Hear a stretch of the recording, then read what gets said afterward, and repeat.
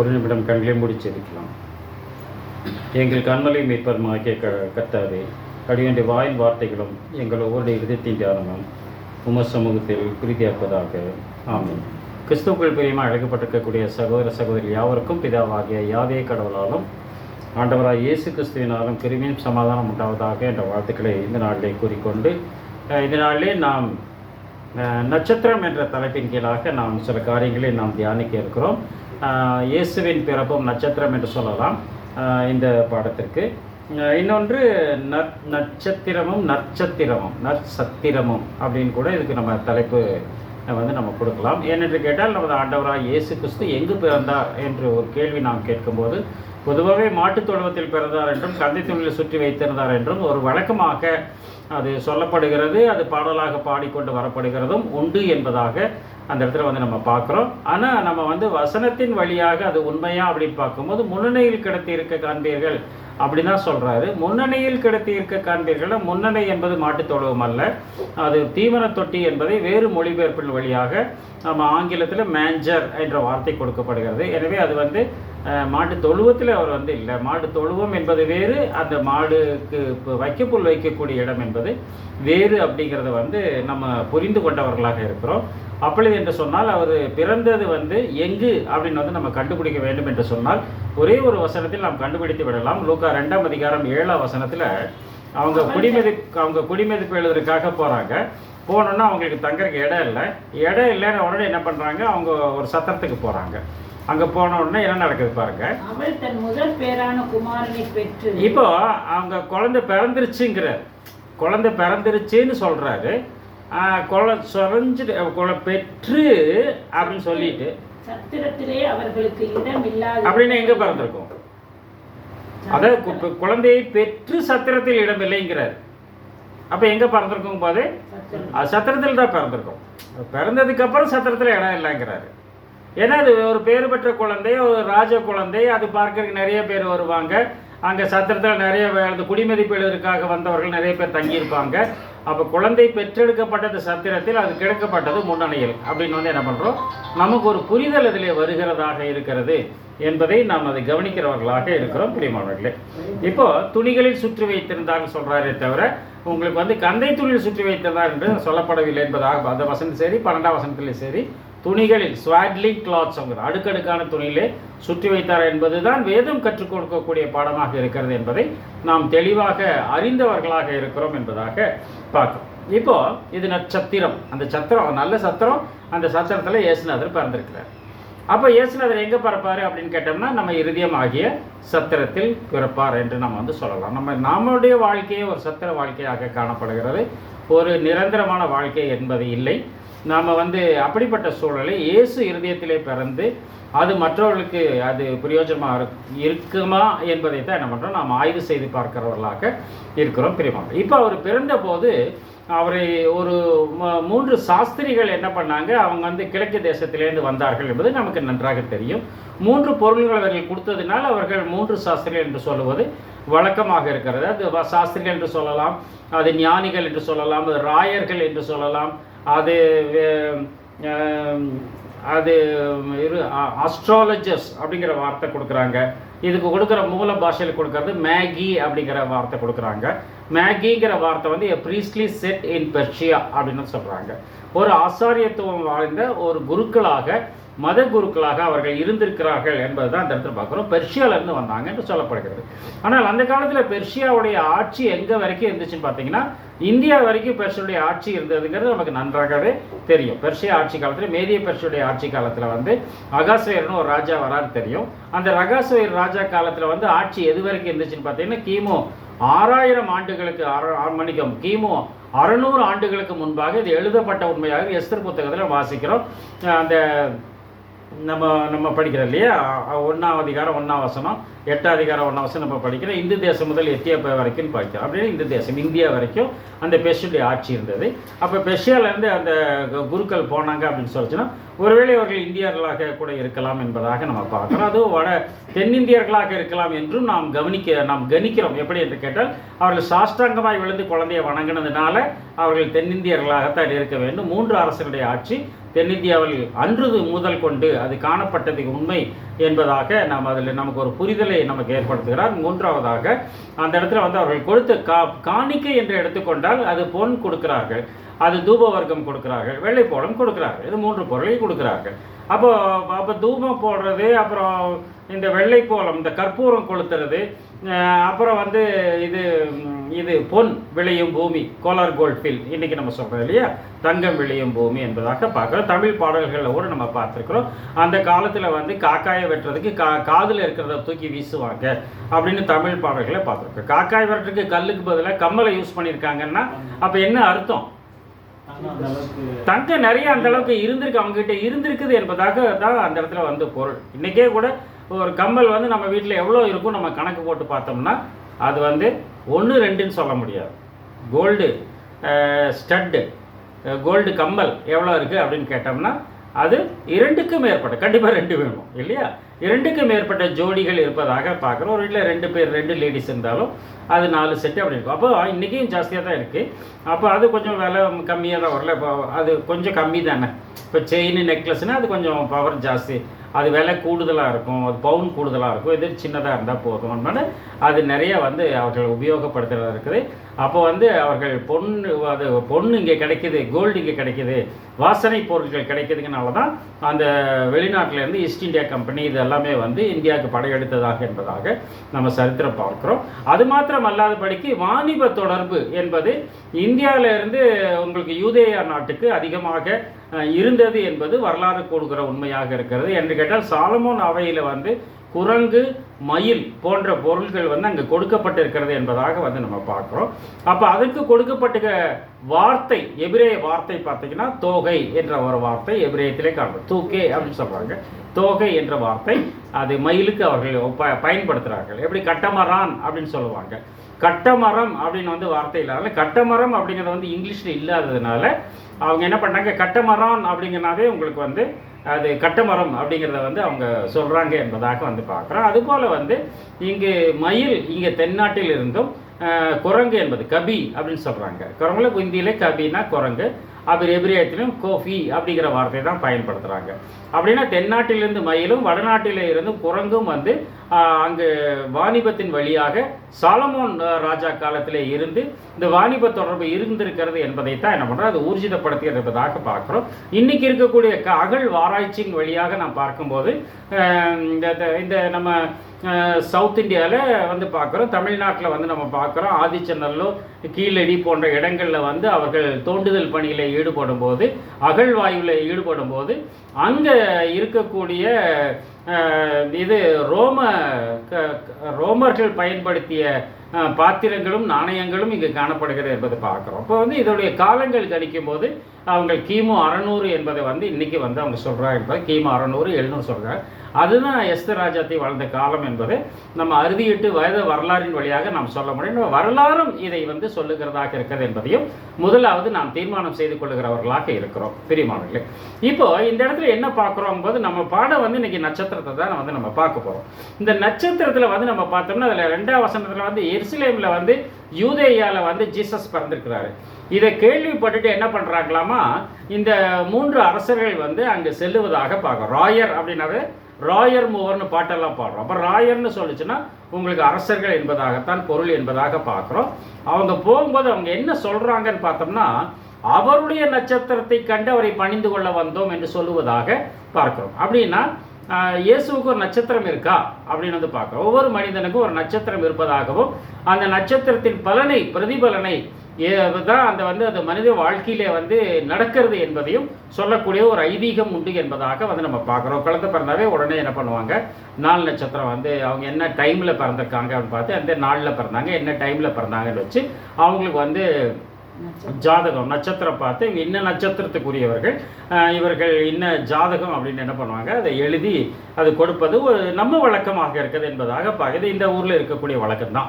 அப்படின்னா நட்சத்திரம் அது வால் நட்சத்திரம், காமெட் என்று சொல்லுகிறார்கள், ஹேலிஸ் காமெட் என்று சொல்லுகிறார்கள். இந்த ஹேலிஸ் காமெட் அப்படிங்கிறத வந்து சைனாவில் வந்து கிமு 4 வந்து அது தோன்றி இருக்கிறது என்பதற்கு ரெக்கார்டு வந்து கொடுக்குறாங்க என்பதாக வரலாற்று ரீதியாக வந்து சைனாவில் ஏலிஸ்காமன்னு சொல்கிறாங்க. அப்போ சைனாவில் வந்து அதுவும் சைனா, இந்தியா இதெல்லாம் வந்து ஒரே ட்ராக்கில் ஒரே லைனில் இருக்கக்கூடிய நாடுகளாக இருக்கிறது என்பதாக பார்க்குறோம். அப்படி இங்கே வந்து அது இந்தியாவில் வந்து அது தெரிஞ்சுக்கிறதுக்கு வாய்ப்பு இருக்குது என்பதாக வந்து நம்ம பார்க்குறோம். நட்சத்திரத்தை பார்த்துட்டு ஒரு குழந்தை பிறந்திருக்குது, ஒரு ராஜா பிறந்திருக்கிற ஒரு ஐதீகம் தான்.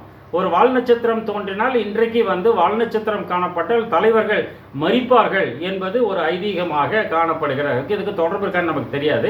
ஆனால் சொல்ல காமராஜர் பிறந்த போது கூட, மன்னிக்கும், காமராஜர் இறந்தப்போ கூட உங்களுக்கு வால் நட்சத்திரம் வந்ததாக சொல்லுகிறார்கள். அப்புறம் இன்னொருத்தர் யாரோ ராஜாஜியோ வல்லபாய் பட்டேல் யாரோ இறக்கும்போது கூட இந்த நட்சத்திரம் வால் நட்சத்திரம் தோன்றியதாக சரித்திரங்கள் சொல்லுகிறது என்பதாக அந்த இடத்துல வந்து பார்க்குறோம். அப்படின்னா ஒரு அரசர்கள் வந்து கொல்லப்படுவார்கள் என்ற நம்பிக்கை இந்த நாளிலே காணப்பட்டாலும் அரசர் பிறப்பார் என்ற நம்பிக்கை இருந்தனால்தான் அவர்கள் வந்து அந்த நம்பிக்கை நிமித்தமாக அவர்கள் யூதேயாவுக்கு அவர்கள் யூதருக்கு ராஜா பிறந்திருப்பார் என்பதை மையமாக வைத்து அவர்கள் யூதேய நாட்டுக்கு செல்லுகிறார்கள் என்பதை அந்த இடத்துல நாம் உணர்ந்து கொள்ளுகிறவர்களாக இருக்கிறோம். அப்படின்னா இந்த அறிவிப்பு என்ன கேட்டிங்கன்னா, ஒரு நட்சத்திரத்தை பார்க்குறாங்க, கிழக்கில் நட்சத்திரத்தை பார்க்குறாங்க, கிழக்கில் நட்சத்திரத்தை பார்த்துட்டு நேராக யூதேயாவுக்கு போயிடுறாங்க. இந்த நட்சத்திரம் கிழக்கில் இருந்து அவங்கள கூட்டிகிட்டு போச்சா அப்படின்னு பார்த்தோம்னா அப்படி தான் இன்றைக்கி வந்து சித்தரிக்கப்படுகிறது. இன்றைக்கி படங்களில் பார்க்குறோம், இன்றைக்கி சண்டே கிளாஸ் நிகழ்ச்சியிலெல்லாம் பார்க்குறோம். அந்த நட்சத்திரம் அப்படியே கூட்டிகிட்டு போகும், அப்படியே ஸ்ட்ராங் வந்து அப்படியே பிரயாணிக்கும். ஒரு நட்சத்திரம் வந்து ஒரு இடத்துல தோன்றி நேராக நகர்ந்து போகிறதுங்க வந்து அது வந்து சாத்தியக்கூறு எழும்ப. ஒரு இடத்துல நட்சத்திரம் கீழேருந்து மேலே எழும்பும், அது காட்சி கொடுக்கும், அது மறைந்து போய்விடும். மீட்டோரைட்ஸ் தான் வார்த்தை வந்து அது கொடுக்குறாங்க. அது வந்து துகள்கள் அப்படின்னு சொல்கிறாங்க, விண் கற்கள், விண் துகள்கள் அப்படின்னா சொல்கிறாங்க. அது வந்து சொல்லப்படுகிறது.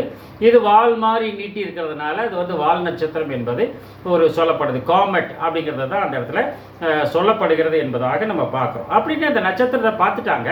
நட்சத்திரம் நேராக அவங்களை வழிநடத்துதா அப்படின்னு கேட்டுச்சுன்னா இல்லை என்பது தான் வேதம் சொல்லக்கூடியது. அது நம்ம பின்னாடி பார்க்குறோம். இது அடுத்த பகுதியில் வந்து நம்ம பார்க்குறோம். அப்போ இந்த நட்சத்திரத்தை பார்க்குறாங்க, பார்த்து என்ன பண்ணுறாங்க, நேராக யூதேயாவுக்கு அவங்க போயிடுறாங்க. அப்படின்னா யூதருக்கு ராஜா பிறந்திருக்கு. அப்போ யூதேயாவில் வந்து ஆட்சி நடக்குது. அப்போ ஏரோது குறுநில மன்னராக அந்த இடத்துல இருக்கிறார், ரோமர் கீழாக அந்த ஆட்சி இருக்கிறது. ஏரோது அங்கே இருக்கிறார். அப்போ அந்த ஏரோதுடைய அரண்மனைக்கு இந்த செய்தி அங்கே போக வேண்டும். அப்படி தானே அங்கே போகும். இவங்க வந்து நட்சத்திரம் யூதருக்கு ராஜா பிறந்திருக்காருன்னா எங்கே போவாங்க, நேராக அரண்மனைக்கு தான் போவாங்க இல்லையா? இப்போ வந்து ஒரு மினிஸ்டர் குழந்தை பிறந்திருக்குன்னா என்ன எங்கள் வீட்டுக்கு உங்கள் வீட்டுக்காக வருவாங்க, மினிஸ்டர் வீட்டுக்கு தான் போவாங்க இல்லையா? மினிஸ்டர் வீட்டில் ஒரு குழந்தை பிறந்திருக்குது, ராஜா வீட்டில் ஒரு குழந்தை பிறந்திருக்குன்னா அது ராஜா வீட்டுக்கு தான் போவாங்க. அப்படியாக என்ன செய்கிறார்கள், இவர்கள் வந்து என்ன பண்ணுறாங்க, இந்த 3 பேரும் வந்து அந்த அரண்மனைக்கு அவர்கள் சென்று விடுகிறார்கள். அப்போ அரண்மனைக்கு போன உடனே அரண்மனைக்கு யூதருக்கு ராஜா பிறந்திருக்கிறாருங்கிற செய்தி அங்கே அறிவிக்கப்பட்டது. அப்போ என்ன அர்த்தம், இந்த நட்சத்திரத்தை பார்த்து யூதருக்கு ராஜா பிறந்திருக்கார் நம்பிக்கை அவர்களுக்கு இருந்துச்சோ என்னமோ நமக்கு தெரியாது. ஆனால் இந்த நட்சத்திரம் யூதேயில் காணப்படவில்லை என்பதுதான் பொருள். அப்படியே எங்கே காணப்படுது அங்கே காணுச்சுன்னா அவனும் தெரிஞ்சுப்பான், அவன் தெரிஞ்சுப்பான். நட்சத்திரம் பார்த்த மாதிரி அவனுக்கு தெரியல. இப்போ என்ன பாருங்க, 3ஆம் வசனம் படிங்க. அதுல ஏரோது ராஜா அதை கேட்ட பொழுது இவங்க சொல்றாங்க, யூதருக்கு ராஜாவை பிறந்திருக்கிறவங்க நட்சத்திரத்தை கேட்ட ஒரு பணிந்து கொள்ள வந்தோம்னு சொன்ன உடனே ஏரோது ராஜா அதை கேட்ட பொழுது சந்தோஷப்படணுமா, அது மகிழ்ச்சி அடைய வேண்டுமா, மகிழ்ச்சி அடையக்கூடாதா? ராஜா மகிழ்ச்சி அடையணும். ஐயோ நம்ம ஒரு ராஜா பார்த்துக்காரனா, ஆனால் அப்படி நடக்கல. அதை கேட்ட பொழுது அவனோடு கூட எருசலேம் நகரத்தார் அனைவரும் கலங்கினார்கள். அவனும் அவனோட கூட எருசலேம் நகரத்தார் அனைவரும் கலங்கினார்கள். ஏன், ஒரு ராஜா பிறந்துட்டாரு, யூதேயால ராஜா பிறந்துட்டார். இவர்கள் இதுமேயர்கள், ஏரோது என்று அழைக்கப்படுவர்கள் இதுமேயர்களுக்காக வந்தவர்கள். அந்த இதுமேயருடைய ஆட்சியின் கீழே தான் இப்போ வந்து மிராசுதாரன்னு சொல்கிறோம், ஜமீன்தார்னு சொல்கிறோம். இவங்க பரம்பரை ஜமீன் இப்படியெல்லாம் நம்ம சொல்கிறோம் இல்லையா? அது ஒரு ட்ராக்கு, அது ஒரு குரூப்பு, அது ஒரு ஃபேமிலி. அது அப்படியே அவங்க வந்துட்டே இருக்கும், அதுக்கு மற்றவங்க சம்மந்தம் இல்லாமல் போயிட்டே இருக்கு. அப்போ அந்த ட்ராக்குக்கு என்ன பிரச்சனை வந்துருச்சு அப்படின்னு தானே அர்த்தம். அதுதானே அரசாட்சி ஒழிக்கப்பட்டது. அரசாட்சி ஏன் ஒழிக்கப்பட்டது, வேற ஆட்சி வந்தது, முகலாய பேர்சு வந்தது, ரஜபுத்திர ஆட்சி வந்தது. அப்போ அதற்கு முன்னாடி இந்த ஆட்சி ஒழிக்கப்பட்டது. அதுதானே பிரிட்டிஷ் ஆட்சி வந்தது, பிரிட்டிஷ் ஏகாதிபத்தியம் வந்தது, அதுக்கு முன்னாடி ஆட்சிகள் அழிக்கப்பட்டது, ஜனநாயகம் வந்தது, பிரிட்டிஷ் ஆதிக்கம் மாறியது. இப்படி ஒரு மாற்றம் வந்து அந்த இடத்துல வருது. இப்போ வந்து ஒரு ராஜா வந்துட்டாரு, யூதேயால இருந்து யூத குலத்தில இருந்தே ஒரு ராஜா பிறந்துட்டாரு அப்படின்னா அதான் அவங்களுடைய எதிர்பார்க்க. மெசியாவை எதிர்பார்த்து கொண்டிருக்கிறார்கள். மெசியா பிறந்துட்டாருன்னு ராஜா என்ன பண்ணுவார், நிச்சயமாக வந்து அதை கேட்டு சந்தோஷப்பட மாட்டார். அப்படின்னா அது ராஜா வந்து கலக்கம் அடைஞ்சோடனே மற்றவங்க எல்லாமே என்ன பண்ணுறாங்க, அந்த இடத்துல கலக்கம் அடைகிறார்கள் என்பதாக பார்க்க. எது நிமித்தமாக கலக்கம் அடைகிறாருன்னா இவங்க போய் நாங்கள் நட்சத்திரத்தை பார்த்தோம், அவங்க ராஜா பந்தக்கார் சொன்னதுனால தான் இந்த நிகழ்வு அங்கே நடக்கிறது என்பதை அதை ஊர்ஜிதப்படுத்துகிறவர்களாக இருக்கிறோம் என்பதாக பார்க்குறோம். இந்த நட்சத்திரம் அங்கே யூதேயாவில் காணப்படவில்லை. ஏன் காணப்படவில்லை எப்படி நீங்கள் சொல்கிறீங்கன்னு கேட்டால் 4ஆம் வசனமும் 7ஆம் வசனம் படிங்க. அவன் பிரதான ஆசாரியர் ஜனத்தின் வேத பாரகர் எல்லாரையும் கூடி வரச் செய்து கிறிஸ்துவானவர் எங்கே பிறப்பார் என்று அவர்களிடத்தில் விசாரித்தார். வானசாஸ்திரிகளை கூட்டு கேட்டுக்கலாம் இல்லையா? இவர் என்ன பண்றாரு? வேத பாரகர் ஜனத்தின் வேத பாரகர் பிரதான ஆசாரியர் இவங்கெல்லாம் என்ன பண்றாங்க? இவங்க வந்து பைபிள்ல, அதாவது அந்த காலத்து தல்மூதி வேத நூல்ல வந்து தேர்ச்சி பெற்றவர்கள், இறையியல் நம்பிக்கை உடையவர்கள், இறைவனோடு கூட ஒன்றித்து வாழுகிறவர்கள். அதனால எங்கேயா பிறப்பாரு கிறிஸ்து, எங்கேயா பிறப்பாரு, இவர் கிறிஸ்து பிறந்தான்னு புரிஞ்சிச்சு இவருக்கு இல்லையா? எங்க பிறப்பாருன்னு அவங்ககிட்ட கேட்டதுனால நட்சத்திரத்தை அவர்கள் பார்க்கவில்லை. இன்னொரு ஊர்ஜிதம் எப்படி என்று கேட்டால் 7ஆம் வசனத்துல இந்த சாஸ்திரிட்டே வந்து கேட்கிறார், நட்சத்திர காலப்பட்ட காலத்தை குறித்து அவரிடத்தில் திட்டமாய் விசாரிக்கிறார். படிங்க. அப்பொழுது ஏரோது சாஸ்திரிகளை ரகசியமாய் அழைத்து நட்சத்திரம் காணப்பட்ட காலத்தை குறித்து அவர்களிடத்தில் திட்டமாய் விசாரித்தார். அப்ப நட்சத்திரம் காணப்பட்ட காலம், கிழக்கிலே தோன்றிய நட்சத்திரம், கிழக்கிலே தோன்றிய நட்சத்திரத்தின் காலத்தை குறித்து சாஸ்திரிகளிடத்தில் இவர் ஏன் திட்டமாய் விசாரிக்க வேண்டும்? அவர் அவையிலே இருக்கக்கூடிய வானசாஸ்திரத்தை கேட்டிருக்க வேண்டும் அல்லவா? அப்படி கேட்கலையே. அப்படின்னா அங்கே தோன்றலன்னு அர்த்தம். ஒருவேளை கேட்டிருக்கலாம். அங்கே வானியலை ஆராய்ச்சியாளர்கள் எப்பா நட்சத்திரம் வரவே இல்லையே, தெரியவே இல்லையே அப்படின்னு இந்த நட்சத்திரம் கிழக்கில் மாற்றும் தோன்றியது, வேற எங்கும் காணப்படவில்லை. இன்னைக்கு கூட நம்ம எக்லிப்ஸ் வருது இல்லையா? அந்த கிரகணம், சூரிய கிரகணம் வருது, எல்லா ஊர்லேயுமா தெரியுது? அது எல்லா ஊர்லேயும் தெரியாது, அந்த குறிப்பிட்ட இடங்களில் மட்டும்தான் தெரியுது. அப்படின்னா இது அந்த இடத்துல மட்டும்தான் காணப்பட்டிருக்கும் போது இது யூதேயாவில் காணப்படவில்லை என்பதுதான் உண்மை. அப்போ இது தோன்றி மறைந்திருக்க வேண்டும் என்பதை தான் பார்க்கும். நட்சத்திரம் பார்க்குற பழக்கம் இவங்களுக்கு தான் இருந்ததுங்கிறத எப்படி ஊர்ஜிதப்படுத்துறோம்னு பார்த்தோம்னா அது இருக்குது. அது தொன்று யூதேயாவில் இல்லை, யூதேயாவுக்கு பக்கத்தில் இருக்கக்கூடிய நாடுகளில் அது காணப்பட்டது என்பது தான் உண்மை. ஏசாயாவின் புத்தகம் 47ஆம் அதிகாரம் 13ஆம் வசனம். 43:17 13 47:13. உன் திரளான யோசனைகளினால் உன் திரளான யோசனைகளினால் நீ இழைத்து போனாய். உன் திரளான யோசனைகளினால் நீ இழைத்து போனாய். எப்படியோ யோசனை பண்ணிட்டே இருக்கிறோம். அந்த யோசனை பண்ணி என்ன பண்ணா இழைச்சுதான் ஆரம்பிக்கிறோமா? அது செயல்ல வந்து நம்ம கொண்டு வர்றோமா அப்படின்னு கேட்டோம்னா அதுதான் இல்லை. நம்ம செயல்ல கொண்டு வரணும். தெய்வத்தால் ஆகாது என்று முயற்சி தன் மெய்வருத்த கூலி தரம்னு பாடினார் இல்லையா? கடவுளை முடியாது அப்படின்னு நினைச்சிக்கினா கூட நீங்க முயற்சி எடுத்தீங்கன்னா அதை செய்ய முடியும். ஆனால் நம்ம முயற்சி எடுக்கிறோமா? அதான் வேணும் இல்லையா? அதான் வேணும். அப்ப அந்த யோசனைகள் அந்த இடத்துல வருகிறது. அப்புறம் உன் திரளான யோசனைகளை நீ இழைத்து போனாய், அதனால நீ இழைச்சு போயிட்டீங்க. இப்பொழுதும் ஜோசியரும் நட்சத்திரம் பார்க்கிறவர்களும், இப்பொழுது ஜோசியரும் நட்சத்திரம் பார்க்கிறவர்களும், அமாவாசை கணிக்கிறவர்களும் எழும்பி உனக்கு நேரிடுகிறவர்களுக்கு உன்னை விலக்கி ரட்சிக்கட்டும். அப்போ உனக்கு நேரிடுறது விலக்கி ரட்சிக்கட்டும். பார்க்கலாம், அது உனக்கு அதுக்கு சம்பந்தம் இல்லாதுங்கிற. நட்சத்திரம் பார்க்கிறவங்களும் அமாவாசை கணிக்கிறவர்களும் உங்களிடத்துல இருக்கக்கூடாது என்பதை அவர்கள் ஏற்கனவே வந்து உபாமுத்தத்தை சொல்லியிருக்கார் என்பதாக பார்க்கிறோம். அதில் படிங்க. இதில் ஏசாயன் புத்தகத்திலே 57:3 படிங்க. பாதி படிச்சா நாள் பார்க்கிறவர்களின் பிள்ளைகளே அப்படின்ட்டார். வேணாம், அதுக்கு மேலே படிக்க வேண்டாம். அது படிக்கிறது கொஞ்சம் கஷ்டமாக இருக்கலாம். அது ரொம்ப ரொம்ப கேவலமாக வந்து சாடுற. 4 நட்சத்திரம் பார்த்தோம்னா அவ்வளோ ரொம்ப கேவலமாக பேசுகிறேன். அது நீங்கள் பாட்டுக்கோ வீட்டில் போய் படிச்சுக்கோங்க, இல்லைனா உங்கள் பைபிள் வச்சு நீங்களே படிச்சுக்கோங்க. சபையில் படிக்கவே வேண்டாம். நாள் பார்க்குறவன் பிள்ளைகளே அப்படின்னு சொல்லிட்டு ரொம்ப கேவலமாக பேசுகிறேன். இப்படி கூட கேவலமாக பேசுகிறேன், அர்த்தமே இல்லை. அப்படின்னா நம்ம நாள் பார்த்தோம்னா என்ன ஆகும்? நம்ம புதன்கிழமை தான் கல்யாணம் வைப்போம், வியாழக்கிழமை தான் கல்யாணம் வைப்போம், செவ்வாய்க்கிழமை வைக்க மாட்டோம், சனிக்கிழமை வைக்க மாட்டோம். அப்போ என்ன அர்த்தம்? அதில் பொன் கிடைச்சாலும் புதன் கிடைக்காது. ஒவ்வொரு நல்ல ஃபங்க்ஷன்லையும் நம்ம வந்து போய் பார்த்தோம்னா நம்ம தெரிந்தெடுக்கப்பட்ட போதகராகவே இருக்கிறாங்க. அங்கே முகூர்த்த கால் நட்டி இருக்கிறாங்க. என்னங்க இது இந்த பறக்கம் எப்படின்னு கேட்டோம்னா இல்லை, அந்த பந்தக்காரன் வந்து நட்டிட்டு போயிட்டா தப்பிச்சுக்கிறது. அது தெரியாதுங்க, எங்களுக்கு முகூர்த்தமே தெரியாதுங்க. நாங்கள் பாட்டுக்கு ஒரு டேட்டை ஃபிக்ஸ் பண்ணாங்க, தப்பிச்சுக்கிறது அந்த இடத்துல. இதெல்லாம் நடக்குது. அப்புறம் என்னங்க ஒரு மஞ்சத்தூள் என்னமோ போட்டு கட்டி வச்சுக்க, அது என்னங்க? ஓ அது ஒன்று, ஐயோ தெரியவே தெரியாது, பொய் சொல்ற. யாருக்கிட்ட யாரை ஏமாத்து பார்க்குற? கடவுளவே ஏமாத்துறக்கூடிய முயற்சியில் தான் அது ஈடுபடுகிறார்கள் என்பதை அந்த இடத்துல நாம் தெளிவாக நாம் கவனிக்கிறோம். அந்த நேரத்தில் அப்படியே போயிடுவாங்க, அது சம்பந்தமே படுத்த மாட்டாங்க. அதுக்கப்புறம் இந்த வீரவசனம் பேசுவாங்க. இது நடக்கக்கூடிய உண்மையாக காணப்படுகிறதாக பார்க்க. மீகாவின் புத்தகம் 5ஆம் அதிகாரம் 12ஆம் வசனம். மீகா 5:12. சூனிய வித்தைகள் உன் கையில் இராதபடிக்கு அகற்றுவேன். சூனிய வித்தைகள் உன் கையில் இராதபடிக்கு அவைகளை அகற்றுவேன். நாள் பார்க்கிறவர்கள் உன்னிடத்தில் இல்லாமல் போவார்கள். நாள் பார்க்க உன்னிடத்தில் இல்லாமல் போவார்கள். நட்சத்திரம் பார்க்கல், நாள் கணிக்கூடியவர்கள், இது எல்லாமே அது வேற யூதேயாவுக்கு சம்பந்தப்படாத காரியங்கள். அப்ப இதான் நடந்திருக்குது. அதனால என்ன பண்றாரு, ஏரோது அவருடைய திட்டமாய் விசாரிக்கிறார். எதற்கு திட்டமாய் நட்சத்திரம் காணப்பட்ட காலத்தை குறித்து விசாரித்தார் என்று கேட்டால் 8ஆம் வசனம், மத்தேயு 2:8.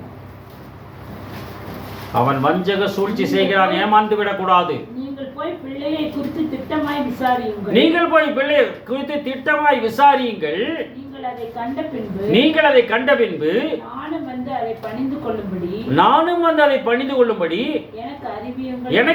என்னங்க ஒரு ராஜாங்க, என்னங்க ராஜா? வெளிநாட்டிலேருந்து வந்திருக்காங்க, ரொம்ப தூரத்துலேருந்து வந்திருக்காங்க. ஒட்டகத்தில் வந்தானா, கழுதியில் வந்தானா, குதிரையில் வந்தானா, நடந்து வந்தானா தெரியாது. இவ்வளோ தூரத்துலேருந்து வந்திருக்கிறா, 3 பேர் வந்திருக்கிறாங்க. உங்கள் ஊரில் ராஜா போந்திருக்காரா எங்கன்னு கேட்டால், கொஞ்சம் உட்காருங்க, இளைப்பாருங்க, டீ சாப்பிடுங்க, காபி சாப்பிடுங்க, மத்தியானம் லஞ்சு சாப்பிடுங்க, அங்கே போய் சொல்லி விட்டு அவர்களை இளைப்பாற வைத்து, அவர்களுக்கு நல்ல போஜனம் பண்ணி, போஜனம் கொடுத்து இளைப்பாற வைத்து, தன்னுடைய சேவகர்களை அனுப்பி, தன்னுடைய ஆட்களை அனுப்பி, அந்த ராஜா எங்கு பிறந்தான்னு கண்டுபிடித்து சொல்ல வேண்டியதல்லவா மரபு. அதென்ன மரபு? அதை விட்டு போய் நீங்கள் போய் திட்டமாக விசாரிங்க, நீங்கள் போய் கண்டுபிடிச்சிட்டு வந்து சொன்னீங்கன்னா நானும் வந்து என்ன இது? அப்போ அந்த இடத்துல இவர் உண்மையான அதை சொல்கிறாரா அப்படின்னு ஒரு கேள்வி நடுவு வருது இல்லையா? இவருக்கு வடிஞ்சுக்கிறதுக்காக கேட்டாரா இந்த கேள்வியை? படிங்க சங்கீதம் 37:12. நம்ம நினைக்கிறோம், அதை படிக்கும்போது நமக்கு அப்படித்தான் தோணுது. ராஜா போய் குழந்தைய வணங்குறதுக்காக கேட்கிறாரு நமக்கு தோணுது. அல்ல. துன்மார்க்கன் நீதிமானுக்கு விரோதமாய் தீங்கு நினைத்து அவன் பேரில் பற்கடிக்கிறான். நீங்க போய் பார்த்துட்டு வாங்க, சொல்லுங்க, நானும் போய் வணங்குறேன். என்ன பல்ல கடிச்சிட்டு பேசுறான் போல. இதானே இப்ப எங்க போவாங்க? தோன்றி மறைந்து விட்டது நட்சத்திரம். இவர்கள் யூதேயாவுக்கு வந்து விட்டார்கள். இங்கதான் ராஜா போறப்பாரு. கூகுள் மீட் கூட விட்டுச்சு உங்களை. அதுக்கப்புறம் உங்களுக்கு டெட்டு, உங்களுக்கு இது இல்லை, நெட் இல்லை, அங்கே போய் சேர்ந்துட்டீங்க. இந்த இடத்துல எந்த ஊரில் நம்ம மீட்டிங் நடக்குதுன்னு எப்படி கண்டுபிடிப்பீங்க? நீங்கள் பாட்டு சத்தமாக வெளியே கேட்கக்கூடாது இல்லையா? மைக் வச்சு ஸ்பீக்கர் வச்சு கத்த முடியும், அதில் கத்த முடியாது. அங்கே சத்தம் கேட்குது, இங்கே சத்தம் கேட்குது, அங்கே சாமியானா போட்டிருக்காங்க, அப்படியெல்லாம் பண்ண முடியாது. எப்படி போய் கண்டுபிடிப்பீங்க? இவங்களுக்கு வழியே இல்லை, கூகுள் மேப்பும் இல்லை. கூகுள் மேப் தான் நடத்துச்சு இது வரைக்கும். அங்கே தோன்றி மறைந்து விட்டது, கூகுள் மேப் நடத்தவில்லை. இப்போ என்ன பண்ணு தெரியாமல் திரு முழிச்சிட்டு என்ன பண்ண, காப்பி கொடுத்தானா, டீ கொடுத்தானா, ஒன்றும் தெரிய போய் கண்டுபிடிச்சிடுவான்னு சொல்லிப்பட்டார் ராஜா, ஏரோது ராஜா.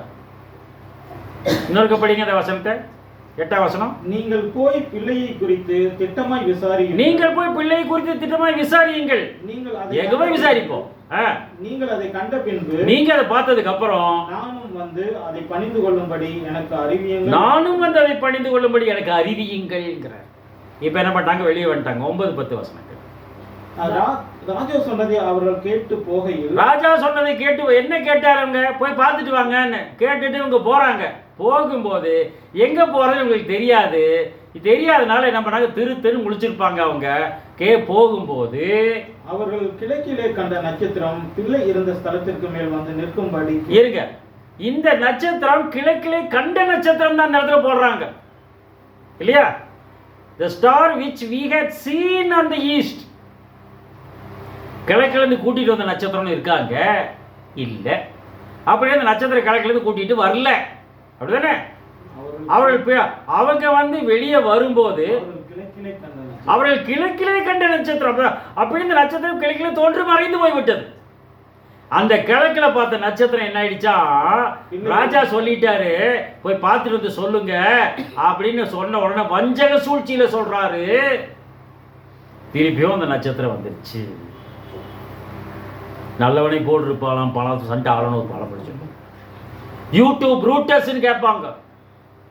ஷேக்ஸ்பியர் எழுதுவார். நியுமான் எட்டப்பம் பரம்பரைம்பாங்க. இப்படி பல காரியங்கள் உண்டு. காட்டி கொடுக்கிறவனுக்கு அவர்கள் புறப்பட்டு வரும்போது அவர்கள் கிழக்கிலே கண்ட நட்சத்திரம் திரும்பமாக தோன்றுகிறது. அங்கே தேவையாது தோன்றி பிள்ளை இருக்கும் ஸ்தலத்துக்கு மேல் வந்து நிற்கும் வரைக்கும் பிள்ளை இருந்த ஸ்தலத்துக்கு மேல் வந்து நிற்கும் வரைக்கும் அவருக்கு முன்னாடி போச்சான். ஏன் அங்கிருந்தே கூட்டு வந்திருக்கிறது. ஸ்ட்ரைட்டா கூட்டு வந்திருக்கலாமே. கூகுள் மேப் பாதியில ஏன் கட் ஆகணும்? பாதியில் இல்லை, அது ஆரம்பத்திலேயே கட் ஆகிடுச்சது. நீங்க லொகேஷன் பார்த்துட்டீங்க கிளம்பிட்டீங்க. இங்க வந்து திருப்பி கூகுள் மேப் வருது உங்களுக்கு. ஏன் எத்தனை நேரம் வரல? ராஜா மணிக்கு நியூஸ் போயிடுச்சு. ராஜா சொல்லிட்டாரு, நீ போய் பார்த்துட்டு சொல்லு, நானும் போய் வணங்கிக்கிறேன். என்ன பண்ணுவான்? எந்த ஒரு நாட்டுக்கு விரோதமாக இன்னொரு நாடு கிளம்புகிறோ அந்த நாடு அழிக்கப்படும் என்பதுதான் நியதி. அதானே முடிச்சு காட்டுறதா நினைச்சிருக்கிறாரு அவரு. பிள்ளை இருந்த ஸ்தலத்துக்கு மேல் வந்து நிற்கும் வரைக்கும் நட்சத்திரம் போனது. பிள்ளைங்க ஸ்தலத்துக்கு மேலே நின்று வாழை நீட்டி காட்டியிருக்கோம். அப்படித்தானே? இல்லை எப்படி தெரியும்? அகுது வால் நீட்டி நீங்கள் பார்த்துருப்பீங்க ஃபோட்டோஸில், இந்த குடில் ஜோடிக்கிறதுல இதில் எல்லாம் நீங்கள் பார்த்துருப்பீங்க. சினிமாவில் இதிலெல்லாம் பார்த்துருப்பீங்க. அந்த நட்சத்திரம் வந்து அங்கேருந்து அப்படியே நீட்டும். அப்படியே ஒரு ஒளி கற்று படம் அந்த அந்த குடிலுக்கு நேராக வரும். அங்கே பொம்மையெல்லாம் இருக்கும், குளிர் பொம்மைகள். அந்த வால் நீட்டி காட்டுகிறது. அந்த நட்சத்திரம் சாதாரண நட்சத்திரம் அல்ல, அது காட்டி கொடுக்கிற நட்சத்திரம் என்பதை நாம் ஊர்ஜிதம் செய்கிறோம். எப்படி ஊர்ஜிதம் செய்கிறோம் அப்படின்னு பார்த்தோம்னா 2 வசனத்தை படிச்சுட்டு அங்கே போயிடலாம். 12 வசனம் படிங்க. பின்பு அவர்கள் ஏரோதின் இடத்திற்கு திருப்பி போக வேண்டாம் என்று சொப்பனத்தில் கடவுளால் எச்சரிக்கப்பட்டு. ஏங்க கடவுள் வர்றாரு? நட்சத்திரமே சொல்லலாமே. வழிநடத்த நட்சத்திரம் அப்பா நிக்குதுப்பா. அப்ப சரிப்பா அரண்மனை கூட்டிட்டு போக நினைச்சா வேற வீட்டு கூட்டிட்டு போயிடுறது. நட்சத்திரம் அங்கே நிக்குது. நிக்கிற வரைக்கும் கூட போச்சு. மேல வந்து நின்றுச்சு. இப்ப தூங்கி எந்திரிக்கிறாங்க. தூங்கி எந்திரிச்சு அடுத்து என்ன பண்ணுவானுங்க இவனுங்க? இந்த சாஸ்திரிகள் நேரம் ஏரோது வீட்டுக்கு போயிடுவாங்க. அப்பாப்பா ஏரோதே பாரு, இங்கதான் மாட்டு தொழுத்துல பிறந்திருக்காரு, போ நீயும் போய் தொழுதுக்கோ அப்படின்னு வீட்டுக்கு போயிருப்பான். இது நட்சத்திரத்துக்கு, இந்த சூழ்ச்சிகள் மிகுந்த நட்சத்திரத்துக்கு சரியாக புரிந்திருந்தால் இவனு ஏரோதிட்ட போய் சொல்லிச்சுன்னா வந்து கொண்டு போட்டானே என்ன பண்றது? எப்பா என் பின்னாடியே வாங்க கூட்டிட்டு போயிருக்க வேண்டியதானே. இது நட்சத்திரம் வேலை முடிந்து விட்டது. முத்தத்தினால் காட்டி கொடுத்தான், முடிஞ்சு போச்சு. இனி அவன் வேலை முடிஞ்சது, அவ்வளவுதான். நீ 4 கூட செத்தானா என்னவோ பண்ணிட்டு போ. உன் வேலை முடிந்து விட்டது. நட்சத்திரத்து பணி முடிந்து விட்டது. இப்ப குறுக்க ஒரு இடர்பாடு வருது. என்ன வருது? செஸ் விளையாடுற மாதிரி உள்ள போகுது. யார் வர்றா? 12ஆம் வசனத்தை யார் வர்றா? தேவனால் எச்சரிக்கப்பட்டு வேறு வழியாய் போனார்கள். யாரு?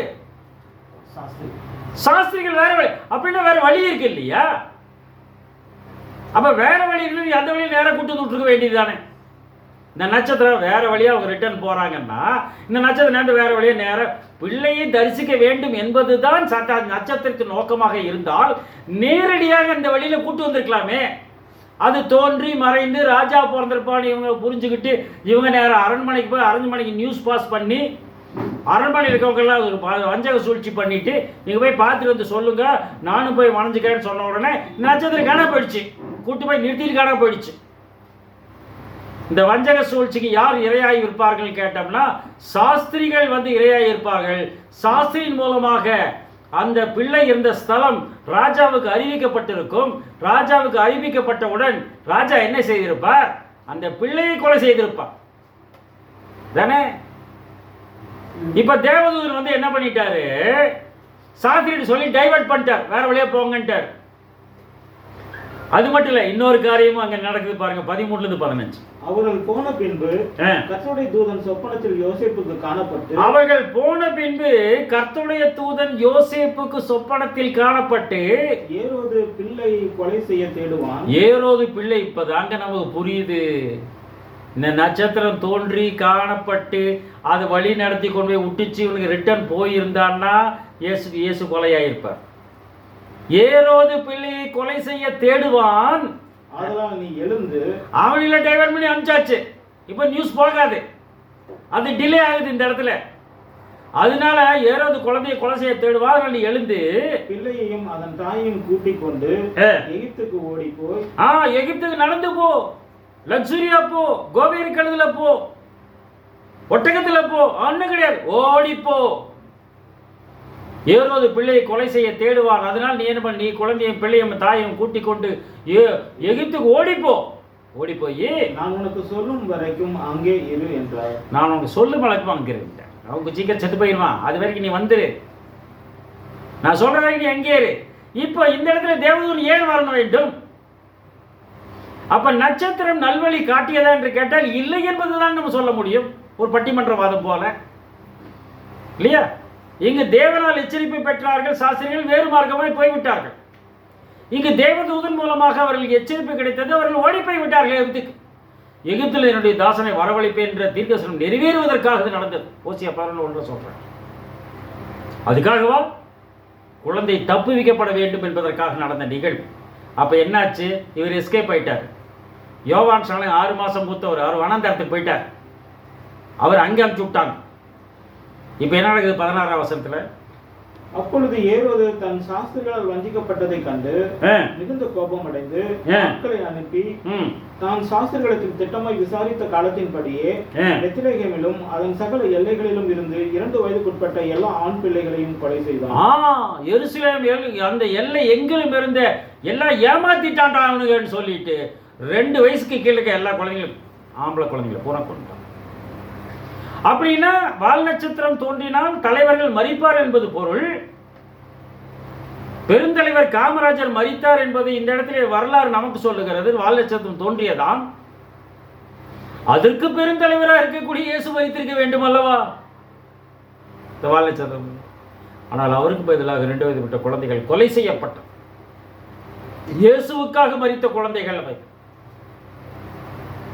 ஒருவேளை அந்த குழந்தைகள் இன்றைக்கு சாகாமல் இருந்திருந்தால் இயேசு சிலுவைக்கு போகும்போது அவர்கள் என்ன செய்திருப்பார்கள்? அவனும் தூக்கி கல்லடிச்சிருப்பான். பரிசுத்த குழந்தைகளாக மரித்து போனது. எரேமியா எழுதுகிறார் தீர்க்க தரிசனமாக, உன் கண்ணீரை அடக்கிக் கொள்ளுங்கிற, அதான் பின்னாடி சொல்றார். இது தீர்க்க தரிசனம் என்று எரேமியா தீர்க்க உரைக்கப்பட்டது நிறைவேறும் நடந்ததுங்கிற. இது 2 பேர் குழந்தைகள் கொலை செய்யப்பட்டது எரேமியா தீர்க்கதரிசனால் உரைக்கப்பட்டது நிறைவேறும்படினார்.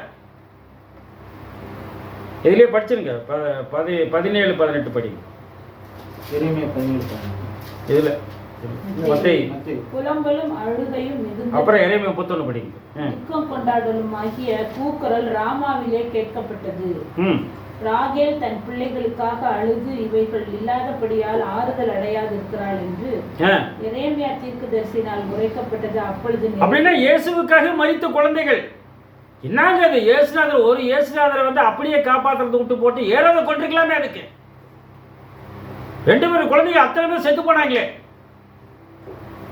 அதுக்குரிய தீர்க்க தரிசனம் எரேமியா சொல்லுகிறேன் எழுதுகிறார். பாதி தான் இந்த இடத்துல நிறைவேறி இருக்குது. எரேமியா என்ன சொன்னான்னு முழுசா படிச்சா அந்த குழந்தைகளை பற்றி தெளிவாக எழுதுகிறார். 15 17 31 எரேமியா 31 15 17. ராமாவிலே புலம்பலும் கஸ்புமான அழுகையும் ஆகிய, இதுதான் மத்தேயு ஆசிரியர் எழுதுறார் 2ஆம் அதிகாரத்துல. கூக்குரல் கேட்கப்பட்டது. ராகேல் தன் பிள்ளைகளுக்காக அழுது தன் பிள்ளைகள் இல்லாதபடியால் அவைகளை நிமித்தம் ஆறுதல் அடையாதிருக்கிறாள் என்று கர்த்தர் சொல்லுகிறார். இதுதான் அங்க நிறைவேறுகிறது. இதுக்கு அடுத்த பாட்டு ஒண்ணு இருக்குது.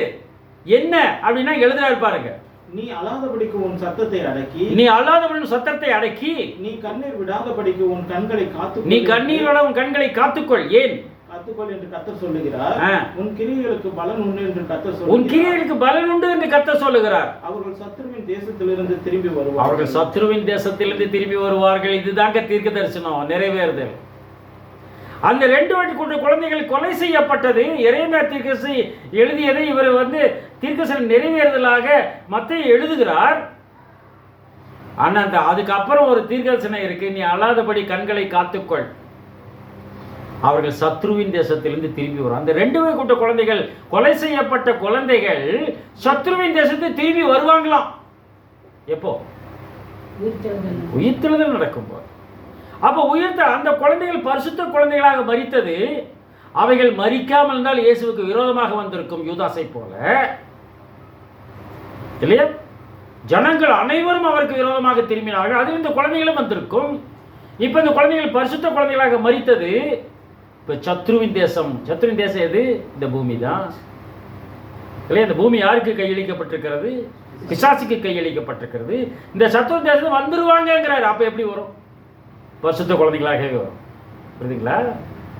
இதுதான் தீர்க்க தரிசனம். அதனால இந்த குழந்தைகள் மரித்தது. எல்லாமே அர்த்தம் இருக்குது. அர்த்தம் இல்லாமலாம் ஒன்றும் எழுதலை. இப்போ இது நடந்தேறியது. இந்த நட்சத்திரம் வந்தது நிமித்தமாக ஏரோதுக்கு விண்ணப்பம் அங்கு சென்று விட்டது. இப்போ ஏரோது குழந்தையை கொலை செய்வதற்காக ரெடி ஆயிட்டாரு இல்லையா? அந்த மேல் வந்து நிற்கும் வரைக்கும் முன் சென்றதுங்கிற, முன்னாடி வந்து நிற்கிற வரைக்கும் முன்னாடி போச்சான். அந்த மாதிரி ஒரு நட்சத்திரம் வந்துச்சா அப்படின்னு கேட்டா அது ஒரு நட்சத்திரம். என்ன நட்சத்திரம்? ஏசாயா 14 எழுதுகிறார், 12 to 14. அது ஒரு நட்சத்திரம் இருக்குது. அந்த நட்சத்திரத்தை தான் தன்னை காட்டி கொடுக்காமல் உள்ளே வந்தது. அவர்கள் இருவரும் ஏகமாய் இல்ல, ஏசாயா 14:12. அதிகாலையின் மகனாகி விடிவெள்ளி, O Lucifer son of the morning அப்படிங்கிற கிங் ஜேம்ஸ் வெர்ஷன். நீ வானத்திலிருந்து விழுந்தாய். லூசிபர், நீ ஒரு ஸ்டார், மார்னிங் ஸ்டார். நீ வானத்திலிருந்து விழுந்தாயே. ஜாதிகளை ஈனப்படுத்தின, நீ ஜாதிகளை ஈனப்படுத்தினவனே. நீ தரையிலே விழ வெட்டப்பட்டாயே. நீ என்ன சொன்ன? எதனால அப்படிங்கிறாரு. நான் வானத்துக்கு ஏறுவேன். கடவுளுடைய நட்சத்திரங்களுக்கு மேலாக என் சிங்காசனத்தை உயர்த்துவேன். வடபுறங்களில் உள்ள ஆராதனை கூட்டத்தின் பர்வதத்தில் வீற்றிருப்பேன் என்றும், நான் மேகங்களுக்கு மேலாக, இது மட்டும் இல்லையா, நான் மேகங்களுக்கு மேலாக உன்னதங்களில் ஏறுவேன். உன்னதமானவருக்கு ஒப்பாக, கடவுளுக்கு ஈக்குவல் ஆயிடுவேன். உன் இருதயத்தில் சொன்னாய், கடவுளுக்கு ஈக்குவல் உன் இருதயத்தில். அதனால் அதாளமான பாதாளத்தில் தள்ளிட்டு போனாய்ங்கிறார். அந்த மேட்டிமை சிந்தை நமக்கு வருமா வராது? மேட்டிமை சிந்தை வரும் இல்லை? இப்போ நான் பிரசங்கம் பண்ணுறேங்க, நான் பிரசங்கம் பண்ணுறது ஒரு தப்பு நீங்கள் கண்டுபிடிச்சிட்டீங்க.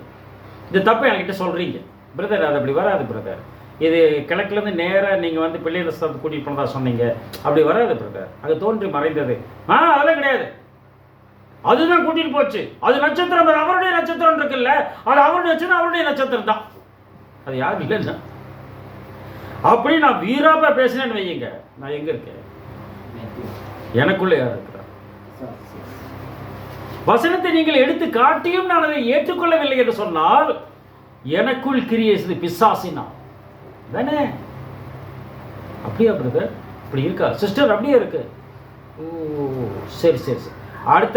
அடுத்த மெசேஜில் நான் திருத்திக்கணும். அதையே திருத்திக்காம நான் திருப்பி அதவே நான் பேசிட்டு இருந்தேன்னா நான் திருந்தவில்லை என்பதல்லவா பொருள்.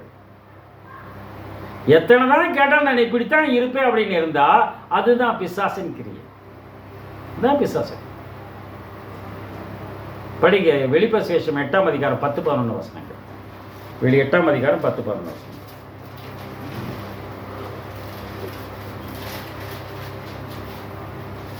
மூன்றாம் தூதன் எக்காலம் ஊதினான். அப்பொழுது ஒரு பெரிய நட்சத்திரம் தீவெட்டியை போல எரிந்து, மூன்றாம் தூதன் எக்காலம் ஊதும் போது ஒரு பெரிய நட்சத்திரம் தீவெட்டியை போல எரிந்து வானத்திலிருந்து விழுந்து, அதுதான் அதிகாலை மாணவ விடிவெள்ளி. அது வானத்திலிருந்து எங்க விழுது பாருங்க. அது 6களில் 1/3 பங்கின் மேலும், அது 6களில் 1/3 பங்கின் மீதும் நீரூற்றுகளின் மீதும் விழுந்தது. அந்த நட்சத்திரத்திற்கு எட்டி என்று, அந்த நட்சத்திரத்துக்கு எட்டி, கசப்பு. அந்த நட்சத்திரம் 6களில் உழுகுது. 6கள் என்று சொன்னால் தண்ணீரை சுமந்து செல்லக்கூடிய கிளை நதிகள். நீரூற்றுகள் என்று சொன்னால் தண்ணீரை சுரந்து வரக்கூடிய ஊற்று இல்லையா? தண்ணீர் என்றால் வேதவசனம். நான் கொடுக்கும் தண்ணீர் உனக்கு ஒரு காலம் தாகம் உண்டாகாது, அதன் உள்ளத்தில் ஊறுகிற நீரூற்றாயிரம் சமாரியத்தில் சொன்னார் ஜீசஸ் இல்லையா? யோவான் 4ஆம் அதிகாரம் 13-14 வசனங்கள் சொன்னார். அப்படின்னு ஜீவத்தை நீரூற்றாக என்னை விட்டு விட்டார்கள். அப்படின்னு இந்த ஊற்றை அது கசப்பாக மாற்றுகிறது, நதியின் தண்ணீரை குடிக்க முடியாமல் செய்கிறது. அந்த நட்சத்திரத்துக்கு எட்டின்னு பெயர். அதனால என்னாச்சாமா, அதனால் தண்ணீரில் 1/3 எட்டியை போல கசப்பாயிற்று. தண்ணீரில் 1/3 எட்டியை போல கசப்பாயிற்று. இப்படி கசப்பான தண்ணீரினால் மனுஷரில் அநேகர் செத்தார்கள். இப்படி கசப்பான தண்ணீரினால் மனுஷரில் அநேகர் செத்தார்கள். கிடைக்குது அப்படிதான் சொல்லுவாங்க. என்னமோ நமக்கு கல்ற வேணும், கல்யாணத்துக்கு தாலி கொடுக்கணும், போவோம் சர்ச்சுக்கு, அவனுக்கு என்னமோ சொல்லிட்டு போகிறானுங்க அப்படின்னு எதையுமே கண்டுக்க ஒருத்தர் வந்துட்டு போயிட்டு இருந்தாருன்னா அவங்க என்னங்கிற அநேக செத்தார்கள்ங்கிற அநேக செத்தார்கள். சில சபையில் பார்த்தீங்கன்னா பயங்கரமான பிரச்சனை நடக்கும். கோர்ட்டு கேஸு, உள்ள தள்ளுறது வெளியே தள்ளுறதெல்லாம் பயங்கரமாக நடக்கும். இது கண்டுக்காமல் போயிட்டு வந்துட்டு இருப்பாங்க. அப்போ அவங்க யார்? அப்படியே இந்த ஃப்ளோட்டிங் அப்படி போயிட்டே இருப்பாங்க இல்லையா? ஒரு ஆற்று தண்ணி போயிட்டு இருக்குது, அதில் ஒரு மீன் என்ன பண்ணுது, அந்த தண்ணி எதிர்த்து எதிர்த்து எதிர்த்து எதிர்த்து முன்னேறி வந்துட்டே இருக்குது. இன்னொரு மீன் என்ன பண்ணுது, அப்படியே மல்லாக்கு படுத்துட்டு அப்படி ஜாலியாக ஆற்று தண்ணி போகிற பக்கமெல்லாம் போகுது. மல்லாக்கு படுத்துட்டு அப்படி ஜாலியாக போகுது. அது என்ன மீன்? செத்த மீன். செத்த மீன் மல்லாக்கு படுக்கும், ஆறு போகிற தவறெல்லாம் செல்லும். ஆனால் ஜீவனுள்ள மீன் எதிர்நீச்சல் போட்டுக்கொண்டு இருக்கும் அந்த தண்ணீரில். புரியுதுங்களா? அதனால மேற்கொள்ள முடியாது. ஆனால் அது தனக்கு வாழ்வாதாரம், அதுதான் அதான் செய்யுது. அப்படின்னா ஆறு போன பக்கம் போக வேண்டாம் என்று சொல்கிறது. அதனாலதான் நிறைய பேர் வந்து சபை மாறி மாறி போறதுக்கு காரணம் அதுதான். அந்த ஒவ்வாமை அது பிடிக்கல அவங்களுக்கு. தலைவர்கள் சரியில்லை, கோணவெள்ளி குடிவெள்ளி ரவள்ளி. தலைவர்கள் சரியா இருந்தால் ராஜ்யம் சரியாகும், ராஜ்யம் சரியா ராஜ்யம் நல்லா இருக்காது. அதனால இப்படி போயிடுவாங்க. அந்த தண்ணீர் வெட்டியை போல கசந்த தண்ணீர் அநேக செத்தார்கள். அப்படின்னா இந்த ஊற்றுங்கிறது தியாலஜிக்கல் காலேஜஸ், இந்த கிளை நதிகள்ங்கிறது இன்னைக்கு இருக்கக்கூடிய சபைகள். உங்க சபைக்கு வந்து கிளை சபை இருந்துச்சா அது இதுல போய் மாட்டிக்குது. நீங்கள் கிளை இல்லாமல் இயேசு கிறிஸ்துவோடு இணைந்து செயல்படுகிறீரா? மாட்ட மாட்டேன். புரியுதுங்களா? பிரான்ச் சர்ச்சஸ் இதில் தான் போகுது என்று பேசுகிறார். அதுதான் அந்த நட்சத்திரம் 148. என்ன இது பாருங்க, 148.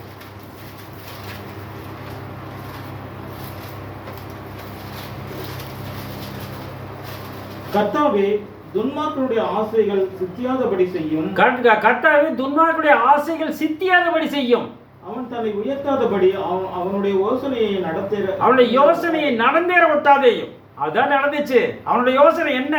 இந்த நட்சத்திரம் என்றது வாளை நீட்டி காட்டியது, பிள்ளை இந்த ஸ்தலத்துக்கு மேல் வந்து நிற்கும் வரைக்கும் முன்னாடி சொன்னது நின்று காட்டுச்சு. இதில் அநேக செத்தார்கள் இல்லையா? எது அநேக 2 குழந்தைகள் செத்தது, வால் நீட்டி காட்டுச்சு. அப்படிதான் படிச்சீங்க. இதில் மற்ற 2 என்னன்னு படிச்சீங்க? அந்த அவர்கள் அந்த நட்சத்திரத்தை, அதுக்கு முன்னாடி வசனம் 9ஆம் வசனத்தின் பின்பகுதி, அந்த நீ கண்ட கிழக்கிலே கண்ட நட்சத்திரம் பிள்ளை என்ற ஸ்தலத்திற்கு மேல் வந்து நிற்கும் வரைக்கும் அவர்களுக்கு முன் சென்றது. இதை அப்படியே வெளி 12க்கு வாங்க, 4ஆம் வசனம் படி.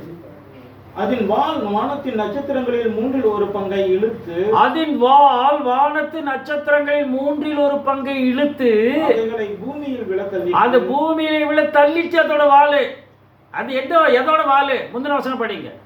அப்பொழுது வேறொரு அடையாளம் வானத்தில் காணப்பட்டது. 7 தலையும் 10 கொம்புகளையும் தன் தலையின் மேல் 7 முடிகளையும் உடைய சிவப்பான பெரிய வலு சர்ப்பம். 7 தலைகள், அப்புறம் 10 கொம்பு. மொத்தம் எவ்வளோ? 7 தலை 10 கொம்பு. அந்த தலை மேல அந்த முடி கிரீடம் வச்சுட்டு இருக்குது, நான் தான் ராஜான்னு. இது என்னங்க 7 தலை 10 கொம்பு? அது கடைசி காலத்தில் வரக்கூடிய அரசாட்சி, கடைசி காலத்தில் வரக்கூடிய அந்திகிறிஸ்துவின் ஆட்சி, கடைசி காலத்தில் 10 ராஜாக்கள் தோன்ற. இப்படி எல்லாம் நீங்க சொல்லணும் அவசியமே வேண்டாம். 10 7 எவ்வளோ? 17. இந்த 17 எங்க இருக்கு அப்படின்னு பார்த்தீங்கன்னா கலாத்தியர் 5ஆம் அதிகாரம் 19 20 21. அதுல 17 வருதான்னு பாருங்க. வந்தா அதுதான் 19 20. மாம்சத்தின் கிரியை வெளியரங்கமாய் அதான் மாம்சத்தின் கிரியை வெளியரங்கமாய் இருக்கிறது. அவையாவன விபச்சாரம் 1, வேசித்தனம் 2, அசுத்தம் 3, காமவிகாரம் 4, விக்கிரகாராதனை 5, பில்லிசூனியம் 6, பகைகள் 7, விரோதங்கள் 8, வைராக்கியங்கள் 9, கோபங்கள் 10, சண்டைகள் 11, பிரிவினைகள் 12, வாக்குபேதங்கள் 13, பொறாமைகள் 14, கொலைகள் 15, வெறிகள் 16, வழிகாட்டுதல் முதலியவைகள் 17 வந்துச்சு. பாத்தீங்களா? இந்த 17 நம்மகிட்ட இருக்கான்னு பார்க்கணுங்க. இந்த 17 நம்மகிட்ட இருந்துச்சுன்னா அதுதான் தலையை தூக்கி நிக்குது. புரியுதுங்களா? கோபம், வைராக்கியம், வேசித்தனம், விக்கிரக ஆராதனை, இத்தனை வருது பாருங்க. பொருளாசை, விக்கிரக ஆராதனை, இது தலை மேல நின்னுச்சுன்னா அந்த 10 தலை நாம தான் இல்லையா? அந்த 7 முடிகள் நாம தான். பிசாசுக்குட்பட்டவைகளாக காணப்படுகிறது. படிச்சீங்களா? இப்போ வந்திருக்கு 3ஆம் வசனம் வந்திருக்கு 12:3. அந்த 17க்கு என்னன்னு விளக்க மாட்டோம். அடையாளம் வானத்தில் காணப்பட்டது. 7 தலைகளையும் 10 கொம்புகளையும் தன் தலையின் மேல் 7 முடிகளையும் உடைய சிவப்பான பெரிய வலு சர்ப்பம். சிவப்பான பெரிய வலு சர்ப்பம்ங்கிறாரு. அப்படியே பல பல இருக்கு. எந்த கலர் ரொம்ப பிரைட்டா இருக்கும்? ரெட்டு தான். ரெட்டு தான் அட்ராக்ட் பண்ணும். சிவப்பான பெரிய வலு சர்ப்பம் நின்றதாம். அது என்ன படிச்சாமா? இப்ப 4 படிங்க. அதன் வால் வானத்தின் நட்சத்திரங்களில் 1/3 பங்கை இழுத்து, அதோட வால் வந்து வானத்தின் நட்சத்திரம் 1/3 பங்கை இழுத்து அவைகளை பூமியில தள்ளிச்சான். விலத்தள்ளிட்டு பிரசவ வேதனைப்படுகிற அந்த ஸ்திரீ பிள்ளை பெற்ற உடனே, பிரசவ வேதனைப்படுகிற அந்த ஸ்திரீ பிள்ளை பெற்ற உடனே அவளுடைய பிள்ளையை பட்சித்து போடும்படி, அந்த பிள்ளையை பட்சித்து போடும்படிக்கு வலு சர்ப்பம் அவளுக்கு முன்பாக நின்றது. இந்த வலு சர்ப்பம் முன்பாக நின்றது. இந்த நட்சத்திரம் வலு சர்ப்பம் பிள்ளை பிறந்தவுடன் பிள்ளையை கொன்று போடுவதற்காக முன்னே நின்றது. அங்க படிச்சோம் 2:9. பிள்ளை இந்த ஸ்தலத்துக்கு மேல் வந்து நிற்கும் வரைக்கும் சென்றது. இப்ப புரியுதுங்களா உங்களுக்கு? அது வால் அப்படிங்கிறார். வானத்து நட்சத்திரங்கள் இழுத்து தள்ளியதாம். அதன் வால் பிள்ளையை கொலை செய்வதற்கு கத்தி மாதிரி நீடி நின்றுக்கும். வால் என்னது? வால் என்னது? படிங்க. ஏசாயா புத்தகம் 9ஆம் அதிகாரம் 15ஆம் வசனம். ஏசாயா 9:15. படிங்க.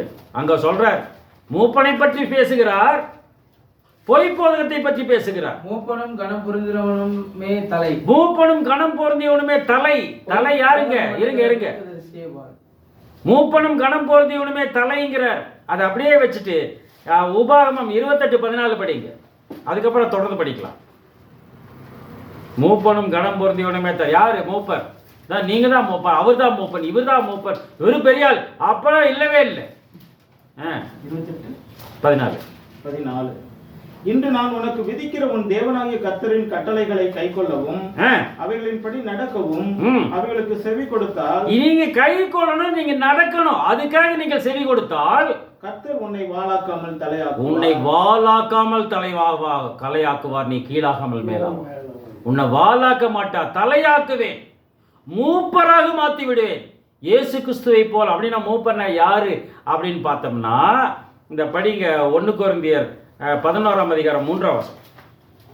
1 கொரிந்தியர் 11:3. ஒவ்வொரு புருஷனுக்கும் கிறிஸ்து தலையா இருக்கிறார். போதுங்க. கிறிஸ்து தலை. புருஷனுக்கு கிறிஸ்து தலை. அப்படின்னு தலை யாரு? கிறிஸ்து. எபேசியர் 1:23. எபேசியர் 1:23. எல்லாவற்றையும் எல்லாவற்றாலும் நிரப்புகிறவருடைய நிறைவாகிய சரீரமான சபைக்கு, எல்லாவற்றையும் நிரப்புகிறவருடைய சரீரமாகிய சபைக்கு அவரை எல்லாவற்றுக்கும் மேலான தலையாக தந்தார். எல்லாவற்றுக்கும் தலை அவரை தலை இயேசுநாதர் தான். எந்த சபைக்கு தலை யாரு? இயேசு கிறிஸ்து. எந்த சபைக்கு மூப்பர் யாரு? இயேசு கிறிஸ்து. புரியுதுங்களா? உன்னை வாளாக்காமல் தலையாக்குவேன் என்ன அர்த்தம்? உன்னை இயேசுநாதர் உன்னை கிறிஸ்தவர்கள் என்று சொல்லுவதற்கு நீ மாற்றப்படுவாய். நீ கீழாகாமல் மேலாகும். முடிச்சிட்டீங்களா அந்த வசனத்தை? சரீரமாகிய சபைக்கு எல்லாவற்றுக்கும் மேலாக எல்லாவற்றாலும் நிரப்புகிறவருடைய நிறைவாகிய சரீரமான சபைக்கு அவரை எல்லாவற்றுக்கும் மேலான தலையாக அவரை எல்லாவற்றுக்கும் மேலான தலையாக இயேசுநாதர் தான். உன்னை வாழாக்காமல் தலையாக்க வேண்டார். மூப்பனும் கனம் பொருந்தியவனுமே தலை. படிச்சோம், எங்க படிச்சோம்? படிங்க அந்த வசனத்தை எடுங்க. ஏசாயா 9:15 9:15 பிற்பகுதி படி. கனம் பொருந்தினவனுமே தலை, பொய்போதகம் பண்ணுகிற தீர்க்கதரிசியே வாள். பொய்போதகம் பண்ணுகிற தீர்க்கதரிசியே வாள். இப்ப புரியுதா உங்களுக்கு? அதன் வாள் வானத்தின் நட்சத்திரங்களை 1/3 இழுத்து பூமியை வளை தள்ளியதுன்னு என்ன அர்த்தம்? அது பொய்போதகம் பண்ணியிருக்கு. ஏவாள்கிட்ட பொய்போதகம் பண்ணிச்சா? ஆமா. இந்த பழத்தை சாப்பிட்டால் நீங்கள் தேவர்களை போல ஆவீர்கள் என்று தேவன் அறிவார். என்ன அர்த்தம்? எம்எல்எம் பண்ணுகிறது. Multi level marketing. Multi level மார்க்கெட்டில் என்ன பண்ணுவாங்க? உங்களை பூஸ்ட் பண்ணி மேலே தூக்கி விடுவாங்க. பெரிய பணக்கார பாருங்க, அவர் ஆடியில் வந்திருக்காரு. போன மாதம் தான் ஜாயின் பண்ணார். இனி போகும்போது ஆடிட்டு போவார். ஆடியில் வந்துட்டு ஆடிட்டு போவார். சொல்றாங்களா? நீ தேவை கடவுள் மாதிரி மாறிடணும். பிரதர் நீங்கள் வாங்க பிரதர், இந்த சபை இருக்குது பிரதர். இந்த சபையில் வந்துட்டு நீங்கள் நல்லா பைபிள் பற்றி நல்லா சொல்கிறீங்க, ரொம்ப பிரமாதமாக இருக்குதுன்னு ரொம்ப கஷ்டப்படுறீங்க. நீங்கள் ஒன்று பண்ணுங்க, இங்கே வாங்க. 2 ஃபாரினர் வர்றாங்க, இது பெரியவர் வராரு. நீங்கள் அங்கே வாங்க, அவுட் உங்கள் சப்ஜெக்டில் சொல்லுங்கள். சும்மா சப்ஜெக்ட் சொல்கிறக்காக தான் கூப்பிட்றேன். ஓ வெரி கிரேட், வெரி ஃபேண்டாஸ்ட். நீங்கள் ஒன்று பண்ணுங்கள். நீங்கள் ஃபாரின் வரீங்களா? பாஸ்போர்ட் இருக்கா? இருக்குது. வரீங்களா? நான் எனக்கு என்ன தோணும்? ஃபாரின் எங்கே? அமெரிக்கா. நீங்கள் 2 மாதம் நீங்கள் அங்கே வந்துருங்க. நீங்கள் ஃபேமிலியாக வாங்க, எவ்வளோ பேர் வேணாலும் வாங்க. நான் என்ன பண்ணுவேன்? நான் போனோன்னே என்னாகும் பாருங்க, இவ்வளோ இருக்குது இந்த இடத்துல. நீங்கள் ஒரு சொல்லுங்கள், ரெண்டா சொல்லுங்கள். ஒரு 10 ஏக்கரை நான் உங்களுக்கு வாங்கி தர்றேன். எதாவது சொன்னாங்கன்னு வைங்க, மனசு மாறும் இல்லை அந்த இடத்துல. பொய்போதகம் பண்ணுகிற தீர்க்கதரிசிய வாள், அதன் வாள் வானத்தின் நட்சத்திரங்களில் 1/3 இழுத்து பூமியில் தள்ளிச்சு. அதான் நோவா காலத்தில் நடந்தது. ஏமாத்திச்சு இல்லையா? அது பிள்ளை இந்த ஸ்தலத்துக்கு மேல் வந்து நிற்க வரைக்கும் அதற்கு முன்பாக சென்றது. பிள்ளையை அந்த தாய் பெற்றவுடன் அதை பட்சித்து போடுவதற்காக நின்றது. இப்ப புரியுதுங்களா உங்களுக்கு? அது எந்தது அப்படின்னு பார்த்தீங்கன்னா, யோபு எழுதுறார் 26:13. யோபு 26:13.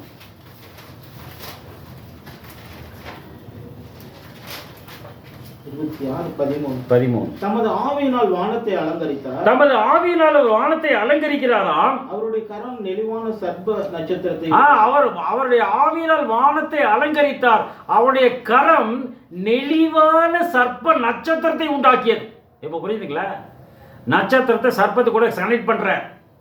ஆனா நாம என்ன பண்றோம்? அவருடைய நட்சத்திரம்னு சொன்னோம். அது சரியா தப்பா? அது அவருடைய நட்சத்திரத்தை அவருடைய கரம் நெளிவான சர்ப்ப நட்சத்திரத்தை உருவாக்கிற்றது. அப்படின்னா அந்த நட்சத்திரம் யாருடைய நட்சத்திரம்? அது அவருடைய நட்சத்திரம் இல்லையா? எது அதுக்கு முந்திர அந்த பகுதி, அந்த வசந்த முன்பகுதியில் என்ன பாருங்க. அவர் தமது வல்லமையினால் சமுத்திர கொந்தளிப்பை அமர பண்ணி, அல்ல அதே வசந்த முன்பகுதி. தமது ஆவியினால் வானத்தை அவர் தமது ஆவியினால் வானத்தை அலங்கரித்தார். என்ன அர்த்தம்? யோவான் 6:63. ஆவியின் என்னது? ஆவியை உயிர்ப்பிக்கிறது. மாம்சம் ஒன்றுக்கு உதவாது. நான் சொல்லுகிற வார்த்தைகள் ஆவியாயும் ஜீவனமா இருக்குது. அப்படின்னா வானத்தை அலங்கரிப்பது எது? வசனம். தனது ஆவியினால் வானத்தை அலங்கரித்தால் என்ன அர்த்தம்? 119:89. அடுத்தது, தமது ஆவியினால் வானத்தை அலங்கரித்தனா அந்த ஆவி வார்த்தையாக இருக்கிறது இல்லையா? அதான் மனப்படமா சொல்றீங்க எல்லாரும். பரவாயில்ல. கர்த்தாவே உமது வசனம் என்றென்றைக்கும் வானங்களில் நிலைத்திருக்கிறது. என்னது ஆவி வானத்திற்கு என்ன அர்த்தம்? உமது வசனங்கள் என்றென்றைக்கும் வானத்தில் நிலைத்திருக்கிறது. அவருடைய வசனங்கள் என்றென்றைக்கும் வானத்தில் நிலைத்ததான் இருக்கு. நீங்க கூகுள்ல சர்ச் பண்ணி இழுக்கணும். அதையே அதை விட கண்டதெல்லாம் எழுத்தீங்கன்னா என்ன பண்ணுவோம் இல்லையா? வானத்து நட்சத்திரங்கள் நிறைய இருக்கு. லூசிபர் அங்கிருந்து வலை நீட்டிட்டு இருக்கிறாரு. வலையில போய் சிக்கிறாதீங்க. எந்த வலையில? இன்டர்நெட்ல தான். இன்டர்நெட் வலை தானே, அதுல போய் மாட்டிக்காதீங்க. அந்த வலையில போய் மாட்டிடாதீங்க. இதுதான் நடக்கக்கூடிய நிகழ்வு அப்படின்னு வந்து அந்த இடத்துல நமக்கு காட்டுகிறார் என்பதாக பார்க்கும். அப்படின்னா இந்த நட்சத்திரம் லூசிபர் தான், அது அவருடைய நட்சத்திரம் சொல்லுவதற்கு காரணம் என்னன்னு கேட்டால் படிக சங்கீதம் 55 12 to 14. சங்கீதம் 55 12 to 14. என்னை நிந்தித்தவன் சத்துரு அல்ல, என்னை நிந்தித்தவன் சத்துரு அல்ல, அப்படி இருந்தால் சகிப்பேன், அப்படின்னா சபிச்சிருவேன், சகிப்பேன், சகிப்பேன். எனக்கு விரோதமாய் பெருமை பாராட்டினவன் என் பகைஞன் அல்ல, எனக்கு விரோதம் பேர் பகைஞன் கிடையாது, அப்படி இருந்தால் அவனுக்கு மறைந்து அதில் நான் மறைஞ்சிருப்பேன். எனக்கு சமமான மனுஷன், எனக்கு சமமான மனுஷனும் என் வழிகாட்டியும் என் வழிகாட்டியும் என் தோழனுமாகிய நீ, என் தோழனுமாகிய நீயே அவன். எனக்கு சமமான மனுஷன். இயேசுவுக்கும் லூசிபர் என்ன உறவு? சமமான மனுஷன். இவர் வானத்தை அலங்கரித்தார், இவர் பூமியை அலங்கரித்தார் லூசிபர், இல்லையா? என் வழிகாட்டி, என் தோழன், காப்பாற்றுறதுக்காக அபிஷேகம் பண்ணப்பட்ட கேருப் அவர் வழிகாட்டி. ஆனால் காப்பாற்றியது இயேசு கிறிஸ்து. இங்கு வேலியே பயிரை மேய்ந்து விட்டது, அதனால தான் அவர் காப்பாற்றுவதற்காக இயேசு கிறிஸ்து கீழே இறங்கி வந்தார் என்பதாக பார்க்கும். 49ஆம் சங்கீதம் 41:9. என் பிராண சிநேகிதனும், என் பிராண சிநேகிதன், நான் நம்பினவன், என் அப்பம் புசித்தவன் மனுஷனும் என் மேல் தன் குதிகாலை தூக்குனான். சாத்தான் அவனுக்குள் பூந்தான். படிச்சிருக்கோம் இல்லையா? லூக்கா 22 படிக்கிறோம், யோவான் 13 படிக்கிறோம். சாத்தான் அவனுக்குள் புகுந்தான். அப்ப பேசுறது யாரு? முத்தம் கொடுத்தது யாரு? எல்லாம் லூசிபர் தான். யூதாஸ்களை கிரியை செஞ்சது அது லூசிபர் தான். அவன் யாரு? பிராண சிநேகிதன், அப்பம் புசித்தவன், நாங்கள் ஒருமித்து தேவாலயத்துக்கு ஒன்றாக போனோம் அப்படிலாம் சொல்றாரு. 55 எரேமியா 9ஆம் அதிகாரம் 4-5 வசனங்கள். எரேமியா 9:4-5.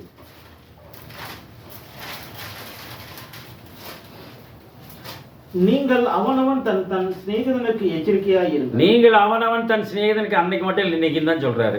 நீங்கள் அவனவன் தன் சிநேகிதனுக்கு எச்சரிக்கையாக இருங்கள். எந்த சகோதரனையும் நம்பாதீர்கள். எந்த சகோதரனையும் நம்பாதீங்க. எந்த சகோதரனும் மோசம் பண்ணுகிறான். எந்த சகோதரனும் மோசம் பண்றான். எந்த சிநேகிதனும் தூற்றி திரிகிறான். அவர்கள் மெய்யை பேசாமல் ஒவ்வொருவரும் தனக்கு அடுத்தவனை ஏய்க்கிறார். தனக்கு அடுத்தவனை ஏய்க்கும்படி ஒரு பொய் பேசுறாங்க. பொய்யை பேச தங்கள் நாவை பழக்குகிறார்கள். பொய் பேச தங்கள் நாவை பழக்குகிறார்கள். அக்கிரம் செய்ய உழைக்கிறார். அதனால ஜாக்கிரதையா இருங்க. லூசிபர் இயேசு கிறிஸ்துவுக்கு சிநேகிதன், யூதாஸ் சிநேகிதன். யூடியூப் ரூட்டர்ஸ் சொல்றாங்க. நம்முடைய வாழ்க்கை இருக்கா? காட்டி கொடுக்கிறவர்களாக இருக்கிறோமா? பகைக்கிறவர்களாக இருக்கிறோமா? இருந்தா நாம அது லூசிபர் தான். நாம வாழை நீட்டி காட்டி இயேசுநாதர் கொலை பண்ணு அப்படி நான் ஜாலியா இருக்கிற அளவுக்கு நம்ம போயிடுவோம், இல்லையா? மீகாவின் புத்தகம் எரேமியா படிச்சிட்டீங்களா?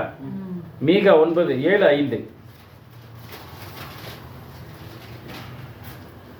சிநேகிதனை விசுவாசிக்க வேண்டாம், வழிகாட்டியை நம்ப வேண்டாம். உன் மடியிலே படுத்துக் கொள்ளுகிறவளுக்கு முன்பாக உன் வாயை திறவாமல் எச்சரிக்கை. ஜாக்கிரதையா இருங்க.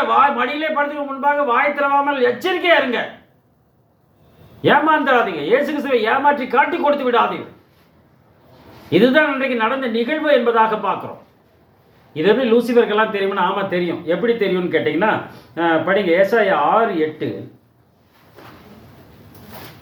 ஏசாயா 6:8. கிமு 1000 வந்து கிமு 6000 இவர் எழுதுறார். கிமு 600 எழுதுறார். மன்னிக்கிறோம். பின்பு யாரை நான் அனுப்புவேன், யார் நமது காரியமாய் போவான் என்று, பின்பு யாரை அனுப்புவேன், யார் நமது காரியமாய் போவார் என்று உரைக்கிற ஆண்டவருடைய சத்தத்தை அங்க ஆண்டவருடைய சத்தத்தை யார் போவார், யார் நமது காரியமா போவார் அப்படின்னு இடத்துல கேட்கிறாரு. நான் இதோ அடியேன் நான் இருக்கேன், என்ன அனுப்புங்க அப்படின்னு சொல்றாரு. இயேசுநாதர் சொல்றாரு, இது என்ன நான் இருக்கேன், என்ன அனுப்புங்கிறாரு. இந்த இடத்துல கொஸ்டின் இருக்கு, ஆன்சர் இருக்கு, இல்லையா? இது பாருங்க, சங்கீதம் 47 கொஸ்டினே இல்லை, ஆன்சரா இருக்கும் அந்த இடத்துல. 47 இதோ என்னை அனுப்பும், அப்பொழுது நான் இதோ வருகிறேன், யாரை அனுப்புவேன் அப்படின்னு அங்கே கேட்டாரு. இங்க என்னங்கிறாரு? இதோ வருகிறேன்கிறார். புத்தக சுருளில் என்னை குறித்து எழுதியிருக்கிறது. புத்தக சுருளில் என்னை குறித்து எழுதியிருக்கிறது. தெரியும் அப்படின்னு மீட்பின் பணிக்காக சொல்லக்கூடிய ஜீசஸ் தான். வச்சுட்டா மனசில் இந்த ஆள் போவான், ஃப்ளைட்டில் போவான், கிராஷ் பண்ணிடுவோம். நினைப்பானா மாட்டானா? இந்த ஆள் கழுது மேலே போவான், காலை வாரி விட்டுருவோம். கழுது காலை, இவர் காலை வார முடியாது, கழுது காலை வாரி விட்டுருவோம், கழுதை கீழே தள்ளிடுவோம். யார்? நாம தானே கழுதிங்க, நம்ம வாரி விடுவோம் இல்லை ஏசுநாதரை அப்படின்னு கங்கணம் கட்டிக்கிட்டான். இது மனசில் போயிடுச்சு. ஒரு ஆளை கொலை செய்கிறது எப்போ சுலபம்? குழந்தையா இருக்கும் போதா, வாலிப வயசுலையா, வயசான காலத்துலையா? வயசான காலத்தில் 10 பேர் கூட இருப்பான். வாலிப வயசில் அவனே மேற்கொண்டுருவான். எப்போ கொலை சுலபம்? குழந்தையா இருக்கும்போது கொண்டுருவோம். பார்த்தீங்களா? இதுதான். அப்போ மனு குலத்துக்காக மீட்பு கொடுக்க முடியாது ஜீசஸ்னால. இதான் திட்டம். படிங்க எரேமியாவின் புத்தகம், மன்னிக்கவும், எபிரேயர் 10ஆம் அதிகாரம் 7ஆம் வசனம். இவரு 10ஆம் அதிகாரம் 7ஆம் வசனம்.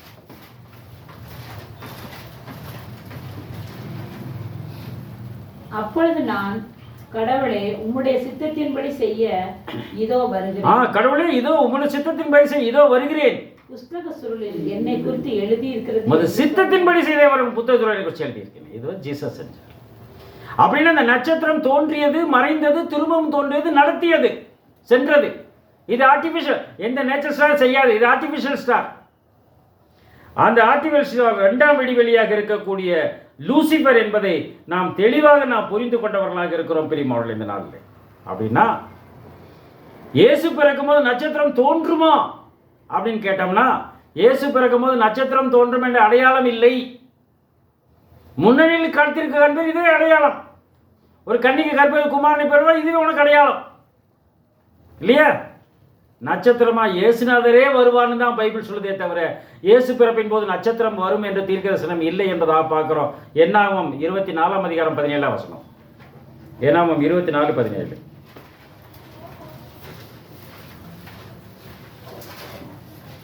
அவரை காண்பேன் இப்பொழுது அல்ல, அவரை காண்பேன் இப்பொழுது அல்ல, அவரை தரிசிப்பேன் சமீபமாய் அல்ல, அவரை தரிசிப்பேன் சமீபமாய் அல்ல. ஒரு நட்சத்திரம் யாக்கோபிலிருந்து உதிக்கும், ஒரு நட்சத்திரம் யாக்கோபிலிருந்து உதிக்குமாம். ஒரு செங்கோல் இஸ்ரவேலிலிருந்து எழும்பும், ஒரு செங்கோல் இஸ்ரவேலிலிருந்து எழும்புமாம். பாத்தியாருங்க, இயேசு கிறிஸ்து தான். ஒரு நட்சத்திரம் யாக்கோபிலிருந்து உதித்த நட்சத்திரம் இயேசு கிறிஸ்து. யாக்கோபிலிருந்து நட்சத்திரம் உதிக்கும் போது வானத்தில் நட்சத்திரம் உதிக்கும் என்பது தீர்க்கதரிசனம் இல்லை. புரியுதுங்களா? இந்த நட்சத்திரம் அதற்கு என்னவென்று பெயர் தானே சொல்லுகிறார். வெளி 22:16.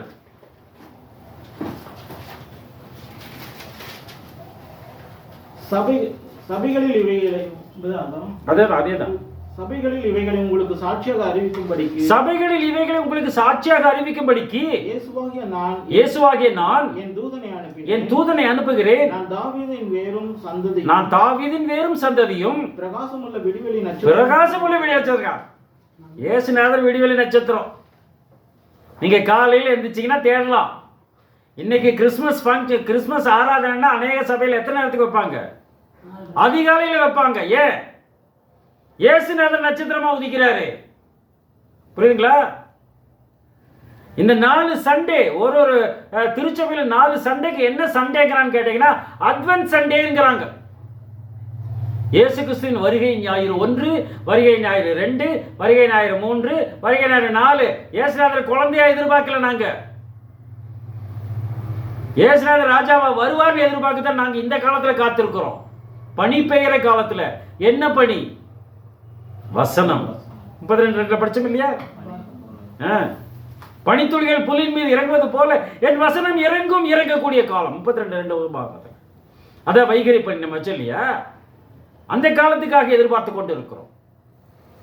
விடிவெள்ளி உதிக்கும். எங்க உதிக்க வேண்டும்? 1 பேதுரு 1ஆம் அதிகாரம் 19ஆம் வசனம்.